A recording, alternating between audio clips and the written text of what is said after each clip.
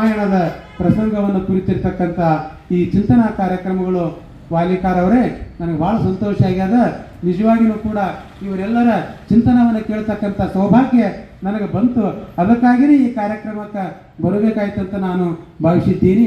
ಈ ಕಾರ್ಯಕ್ರಮಗಳು ನಿಮ್ಮ ಸಾಹಿತ್ಯ ಪರಿಷತ್ತಿನ ವತಿಯಿಂದ ಮೇಲಿಂದ ಮೇಲೆ ಇಂಥ ನಮ್ಮ ಮಹಾಭಾರತದ ಪ್ರಸಂಗಗಳು, ರಾಮಾಯಣದ ಪ್ರಸಂಗಗಳು, ನಮ್ಮ ಸಾಹಿತ್ಯದ ಅನೇಕ ಏನಪ್ಪ ಅಂತ ಕೇಳಿದ್ರೆ ಏನದಾವಲ್ಲ ಎಲ್ಲ ಈ ರಾಮಾಯಣಗಳು ಭಾಳಷ್ಟು ಅದಾವೆ ಹೇಳಿದ್ರೆ ಅವರೆಲ್ಲ.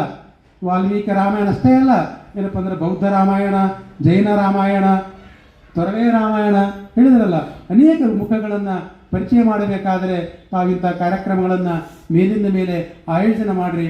ಅಂಥ ಕಾರ್ಯಕ್ರಮಗಳನ್ನು ತಾವೆಲ್ಲ ಏನಪ್ಪ ಅಂತ ಕೇಳಿದರೆ ಮನೆಯಲ್ಲೇ ಕುಳಿತುಕೊಂಡು ಟಿ ವಿ ನೋಡೋದು, ಮೊಬೈಲ್ ನೋಡೋದು ಮತ್ತೇನೇನೋ ನೋಡ್ಕೊತ ಹರಟೆ ಮಾಡೋದಕ್ಕಿಂತ ಇಂಥ ಕಾರ್ಯಕ್ರಮಗಳಲ್ಲಿ ಭಾಗವಹಿಸೋದ್ರ ಮುಖಾಂತರ ನಾವು ಚಿಂತನಶೀಲರಾಗೋಣ, ಅಂಥ ವಿಚಾರಗಳನ್ನು ತಿಳ್ಕೊಳ್ಳೋಣ, ಇಂಥ ಕಾರ್ಯಕ್ರಮಗಳಿಗೆ ಯಶಸ್ಸನ್ನು ಕೊಡೋಣ ಅಂತಕ್ಕಂಥ ಮಾತನ್ನು ಹೇಳ್ತಾ ವಾಲಿಕಾರ್ ಅವರಿಗೆ ಹಿಡ್ಕೊಂಡು ಎಲ್ಲರಿಗೂ ಕೂಡ ಈ ಅವಕಾಶ ಕೊಟ್ಟಿರೋಕ್ಕಾಗಿ ನಮ್ಮನ್ನು ಬರಮಾಡಿಕೊಂಡು ನಮ್ಮನ್ನು ವೇದಿಕೆಯಲ್ಲಿ ಕೊಟ್ಟು ಈ ಒಂದು ಕಾರ್ಯಕ್ರಮವನ್ನು ಹಂಚಿಕೊಂಡು ನಿಮ್ಮೆಲ್ಲರೊಳಗೆ ಈ ಸಂಭ್ರಮಾಚರಣೆಯನ್ನು ಮಾಡ್ತಕ್ಕಂಥ ಅವಕಾಶ ಕೊಟ್ಟಿರೋದಕ್ಕೆ ತಮಗೆಲ್ಲರಿಗೂ ಶರಣಾರ್ಥಿಗಳು.